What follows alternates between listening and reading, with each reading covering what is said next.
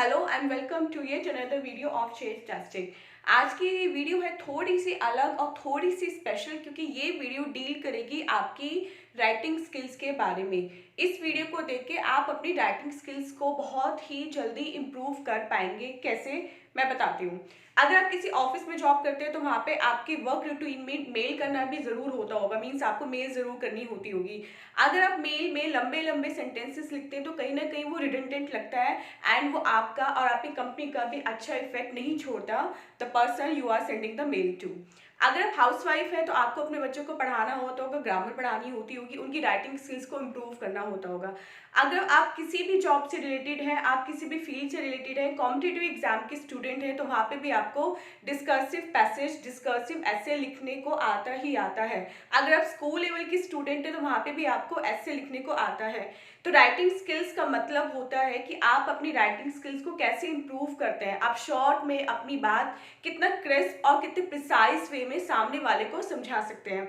तो इस वीडियो को देखकर आप अपनी राइटिंग स्किल्स को बहुत ही ईजिली एंड बहुत ही एफिशिएंटली इंक्रीज कर सकते हैं। एंड डे बाय डे अगर आप इसको प्रैक्टिस में लाएंगे, इन ट्रिक्स को प्रैक्टिस में लाएंगे, तो I am sure and I can guarantee कि बहुत ही जल्दी आप अपनी में और अपनी राइटिंग स्किल्स में बहुत ही अच्छा इंप्रूवमेंट पाएंगे। वीडियो बहुत ही शॉर्ट है, देखना जरूर और पूरी देखना क्योंकि एक पॉइंट दूसरे पॉइंट से इंटर रिलेटेड है। एंड 5-10 मिनट लगा के अगर आपकी राइटिंग स्किल्स इंप्रूव हो रही है कि आई डोंट थिंक कि ये कोई लॉस वाली बात है। तो चलिए वीडियो को स्टार्ट करते हैं। मैं हूँ शिखा और आप देख रहे हैं share testing. Writing skills improve करने का सबसे बेस्ट मेथड है अपने सेंटेंसेस को शॉर्टन करना, अपने सेंटेंसेस की लेंथ को कम करना।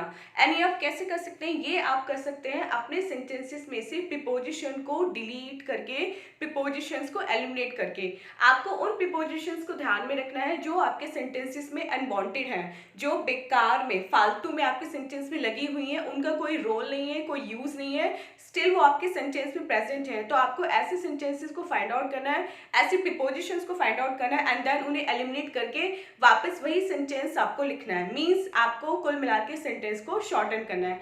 तो यहाँ मैंने आपके सामने 3 सेंटेंसेस लिए हैं, फर्स्ट, सेकेंड एंड थर्ड। हमारा जो फर्स्ट सेंटेंस है वो है 8 वर्ड्स का, सेकेंड हमारा सेंटेंस है 9 वर्ड्स का एंड जो हमारा थर्ड सेंटेंस है वो है 19 वर्ड्स का। अब भाई इतने लंबे सेंटेंस कौन लिखता है? 19 वर्ड का सेंटेंस, सपोज आप कोई बिजनेस मेल कर रहे हो, कोई प्रोफेशनल मेल कर रहे हो, वहाँ पे 19 वर्ड का sentence, do you think it is worth it? तो इसलिए इसी पर्पस को सॉल्व करने के लिए आज ये वीडियो आपके लिए बनाई गई है। एक बार देखना एंड देखिए, आप खुद देखें कितनी यूजफुल वीडियो है। तो फर्स्ट सेंटेंस की तरफ बढ़ते हैं। The blood pressure of the mice was elevated. The blood pressure of the mice, preposition है यहाँ पे कहा? ऑफ।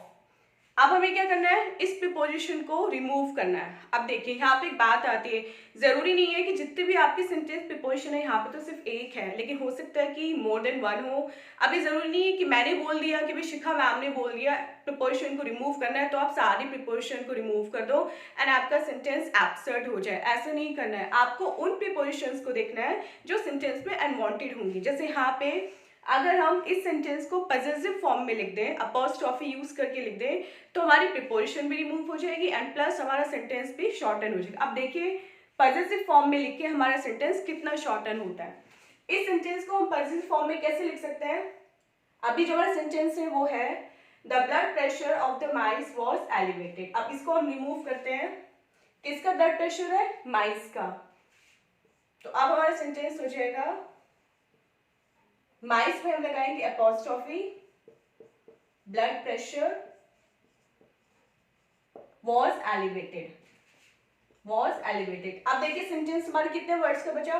1 2 3 4 5 एंड 6। अब ये सेंटेंस हमारा बचा केवल 6 वर्ड्स का।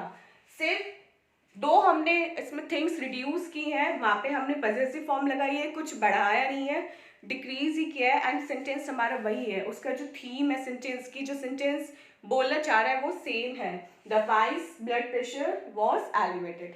सेकेंड सेंटेंस देखते हैं। The elephant teetered along the edge of the cliff। Preposition है हमारी यहाँ पे edge of the cliff। देखते हैं यहाँ पे हम पॉजिटिव फॉर्म कैसे यूज कर सकते हैं। The elephant teetered along the edge of the cliff को हम लिख सकते हैं cliffs एच। यहाँ पे हम लगाएंगे अपॉस्ट्रॉफी एंड होगी हमारी प्रीपोजिशन रिड्यूस। अब काउंट करते हैं सेंटेंस हमारा कितने वर्ड्स का बचा, 1 2 3 4 5 6 एंड 7।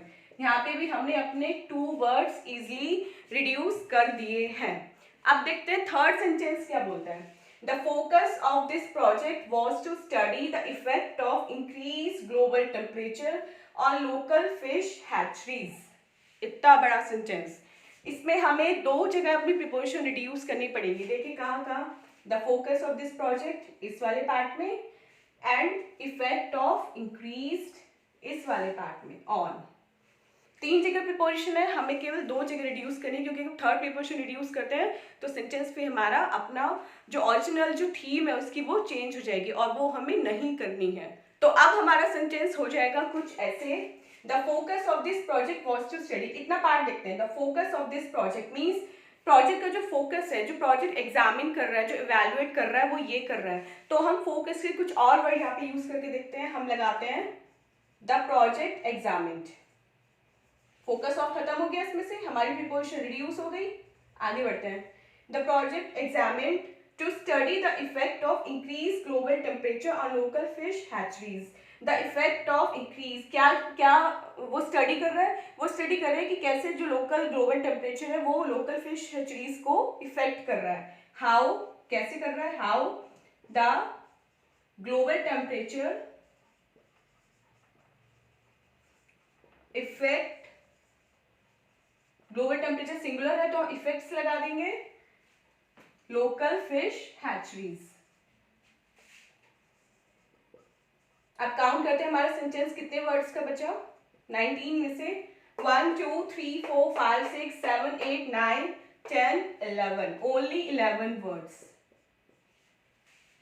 19 वर्ड्स के सेंटेंस को आपने 11 वर्ड्स के सेंटेंस में रिड्यूस कर लिया, 8 वर्ड्स टोटल रिड्यूस किए एंड आपका सेंटेंस बिल्कुल सेम है। सेंटेंस की थीम भी आपकी चेंज नहीं हुई, सेंटेंस वही बात कह रहा है जो वो ओरिजिनल इस फॉर्म में कह रहा था।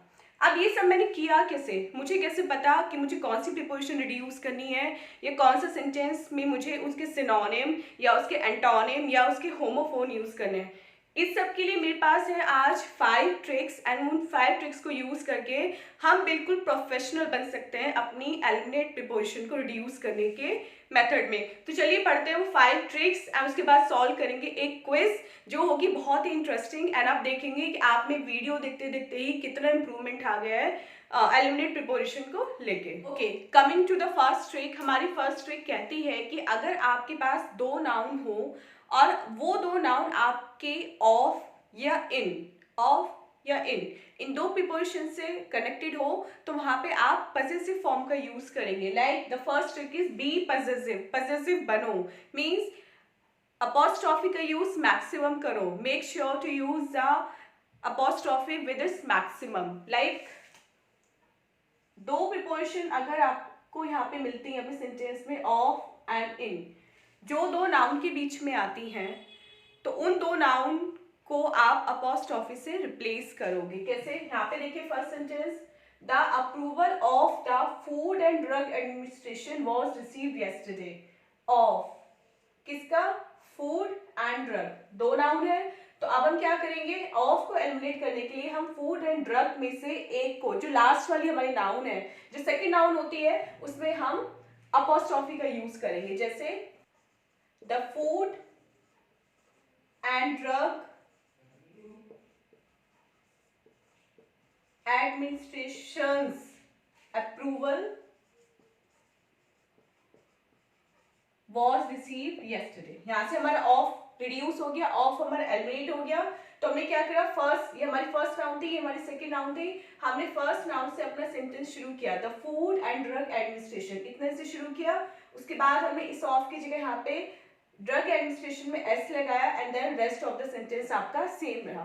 सेकेंड सेंटेंस देखते हैं जो हमारा इन से है। लाइक मैंने बताया था ऑफ या इन दो को आपको ढूंढना होता है। तो सेकेंड में हमारा इन है, the studies were conducted at max lab in New York. अब हमें यहाँ से क्या रिमूव करना है, इन को रिमूव करना है। स्टडीज वर कंडक्टेड इनको इनको ध्यान रखना, इनको हमें रिमूव करना है। यहाँ पे were conducted at New York Max lab, यहाँ पे इन हमारा रिड्यूस हो गया एंड हमारा जो सेंटेंस का थीम था वो भी वापस वही रहा।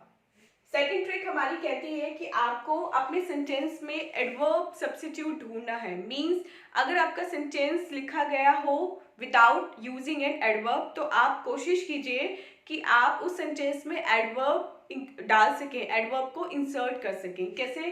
फर्स्ट सेंटेंस है the seller agreed with reluctance, with reluctance, इसको हम एडवर्ब बना सकते हैं। इसकी एडवर्ब फॉर्म हो जाएगी द सेलर एग्रीड रिलक्टेंटली। देखिए फर्क आया सिर्फ एक वर्ड का, डिफरेंस सिर्फ एक वर्ड का रहा, लेकिन पहला सेंटेंस पढ़ के देखिए the seller agreed with reluctance and second sentence पढ़ के देखिए द सेलर अग्रीड रिलक्टेंटली। ये ज़्यादा प्रोफेशनल लग रहा है और हमारी वीडियो का पर्पस भी यही है कि आपको आपकी राइटिंग को एक प्रोफेशनल टच देना, आपको प्रोफेशनल राइटर बनाना। तो ये मत सोचिए कि आपके कितने वर्ड्स कम हो रहे हैं, कितने वर्ड्स कम नहीं हो रहे हैं। आप ये देखिए कि आपका सेंटेंस पहले से कितना ज़्यादा बेटर हो रहा है। सेकेंड सेंटेंस देखते हैं he spoke with hesitation when he accepted the deal. With hesitation, यहाँ पे हमने लिखा था विद रिलक्टेंस, यहाँ पे है हमारा विद हेजिटेशन, तो ये हो जाएगा he spoke hesitantly, adverb form में लिखेंगे, when he accepted the deal. Coming back to the third trick, third trick है हमारी बी एक्टिव। अब यहाँ पे एक्टिव होने से मतलब ये नहीं है कि आपको सुबह मॉर्निंग में उठ के जॉगिंग पे जाना है, रनिंग करनी है, वॉक करनी है। यहाँ पे एक्टिव है, ये एक्टिव पैसिव वाला एक्टिव। जी यहाँ पे आपको अगर सेंटेंस में पैसिव फॉर्म मिलती है तो उसको आपको वापस एक्टिव में चेंज करना है, जिससे आपका सेंटेंस शॉर्टन भी होगा एंड प्लस उसके जो प्रीपोजिशंस है, जो एक्स्ट्रा प्रीपोजिशंस है वो भी रिड्यूस हो जाएंगी। तो कैसे करना है? फर्स्ट एक सेंटेंस देखते हैं the approval of the plan was given by the committee. अब ये by the committee clearly show कर रहा है कि ये सेंटेंस हमारा पैसिव वॉइस में, इसको हमें एक्टिव में करना है। इसको हमें एक्टिव में से लिखना है the committee approved the plan. अगर आपका एक्टिव पैसिव पोर्शन बहुत अच्छा है, बहुत स्ट्रॉन्ग है, तो यहाँ पे आपको पता होगा कि क्योंकि सेंटेंस वॉज में था तो यहाँ पे इसलिए हम yesterday भी यहाँ पे यूज कर सकते हैं। नहीं भी करेंगे तो भी चल जाएगा, लेकिन for the betterment it's advisable to use yesterday here. Like the approval of the plan was given by the committee. The committee approved the plan yesterday. Count कर लीजिए 1 2 3 4 5 6 7 8 9 एंड 10। 1 2 3 4 5 एंड 6 हो गए आपके 4 वर्ड्स रिड्यूस एंड प्लस आपका जो sentence है वो पहले से भी ज्यादा इनहांस होके आया है। फोर्थ ट्रिक की बात करें, रिप्लेस विद स्ट्रॉन्गर वर्ब्स। अगर आपके सेंटेंस में वर्ब है, सभी सेंटेंस में होती है, बिना वर्ब के कोई सेंटेंस नहीं होता, तो आपको देखना है कि आप अपने सेंटेंस की जो वर्ब है, अभी जो करंट जो आपके पास सेंटेंस एग्जिस्टिंग सेंटेंस है उसकी जो वर्ब है उसको आप किसी और अच्छी वर्ब के साथ कैसे रिप्लेस कर सकते हैं। जैसे इस सेंटेंस में हमारी वर्ब है he got to the finish line. इसको आप सेंटेंस को और इनहांस करके कैसे लिख सकते हैं? ही reached the finish line. Finish line. इससे क्या हुआ? आपने एक स्ट्रॉन्ग वर्ड भी लगाई अपने सेंटेंस में, प्लस आपने दो की जगह एक सेंटेंस भी, एक वर्ड भी अपना रिड्यूस किया। लास्ट ट्रिक की बात करते हैं। लास्ट ट्रिक है was it really necessary या is it really necessary। Means आपके सेंटेंस में जो प्रीपोजिशन है या जो प्रीपोजिशन फ्रेज है, क्या उसका यूज होना आपके सेंटेंस में जरूरी है? क्या जरूरी है कि वो फ्रेज या वो प्रीपोजिशन आपके सेंटेंस में रहे तो ही आपका सेंटेंस इम्प्रूव होगा? तो ये चीज़ आपको खुद से जज करनी है, खुद से इवैल्यूएट करनी है। अब यहाँ पे हम अगर बात करें, in our current situation we should decline the offer. In our current situation, ये प्रीपोजिशनल फ्रेज है, we should decline the offer, हमें ऑफर डिक्लाइन कर देना चाहिए। तो अगर हम ये वर्ड कट कर दें, ये फ्रेज यहाँ से रिमूव कर दें, इन आवर करंट सिचुएशन, हम केवल इतना लिखें we should decline the offer, वो भी वही बात आ रही है। क्या जरूरत है एक चीज एक्स्ट्रा बताने की, एक चीज एक्स्ट्रा लिखने की? We should decline the offer, हमें ऑफर डिक्लाइन कर देना चाहिए। क्लियरली बता रहा है कि जो करंट सिचुएशन चल रही है हम कैपेबल नहीं है इस ऑफर को एक्सेप्ट करने की। तो ये थी कुछ 5 ट्रिक्स एंड बहुत useful tricks and I hope आप समझ गए होंगे कि ये ट्रिक्स आपको कब और कैसे अपने सेंटेंस में यूज़ करनी है। अब बढ़ते हैं छोटी सी क्विज की तरफ एंड इस क्विज को सॉल्व करने के बाद आपके जो बचे कुछ डाउट हैं इस टॉपिक को लेके वो भी रिमूव हो जाएंगे। Time for a little quiz and मैंने क्विज बहुत शॉर्टन करी है क्योंकि वीडियो मुझे ज़्यादा लेंथी नहीं करनी। मेरे पर्पज़ से आपको सारे कंसेप्ट्स क्लियर करना। ऑनलाइन प्रैक्टिस आप किसी भी वेबसाइट पे जाके कर सकते हैं, किसी बुक के थ्रू आप प्रैक्टिस कर सकते हैं। तो यहाँ देखते हैं अपना first question, the house of my mother set on a big hill. यहाँ पे आपको लगानी है first trick, like means positive form यहाँ पे लगानी है। तो ये हो जाएगा my mother's house set on a big hill. Second question, the licensing of the software will be completed next week. यहाँ पे भी सेम आपको possessive form यूज करनी है। The software's licensing will be completed next week. Third question देखते हैं, the variables changed with little difference. ये है जहां आपको adverb को substitute करना होता है। तो यहाँ पे आपको विद लिटिल डिफरेंस को सब्स्टिट्यूट करना है किसी एडवर्ब से। तो बाकी सेंटेंस हमारा सेम रहेगा, the variables changed. With little difference को आप लिख सकते हैं हार्डली या स्लाइटली। स्लाइटली। फोर्थ क्वेश्चन की बात करते हैं, the aim of our research was to access the correlation between variable A and DNA replication rates. The aim of our research, the aim of our research, इसको पहले positive form में लिखिए, our research aim। अब past की बात हो रही है तो इसे aimed कर देंगे यहाँ पे, our research aim to access the correlation between variable A and DNA replication rate। हमारी सेकंड ट्रिक यहाँ पे हमें यूज करनी है, हमें सेंटेंस को शॉर्टन करना है। our research aimed how variable A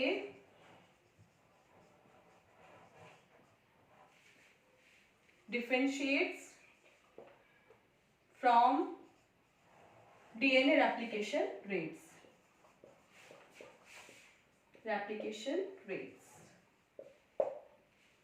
So I hope ये चारों क्वेश्चंस इनके आंसर्स आपको समझ में आए होंगे एंड आई होप कि आपने हैंड टू हैंड इनको मेरे साथ सॉल्व भी किया होगा। So guys this was the video and इसमें मेरी पूरी कोशिश की है, बहुत मेहनत भी की है आपको ये समझाने के लिए कि आप अपनी राइटिंग को कैसे डे बाय डे इंप्रूव कर सकते हैं इन छोटी छोटी बातों को ध्यान में रखते हुए। तो वीडियो पसंद आए और आपको थोड़ी सी भी यूजफुल लगी हो तो इसको लाइक करना एंड अपने फ्रेंड्स के साथ शेयर करना मत भूलना। जाने से पहले चैनल को ज़रूर सब्सक्राइब करके जाना जिससे आपको आगे भी ऐसी ही एजुकेशनल वीडियोज़ मिलती रहे। सो मिलते हैं अपनी नेक्स्ट वीडियो में, till then take care, bye bye.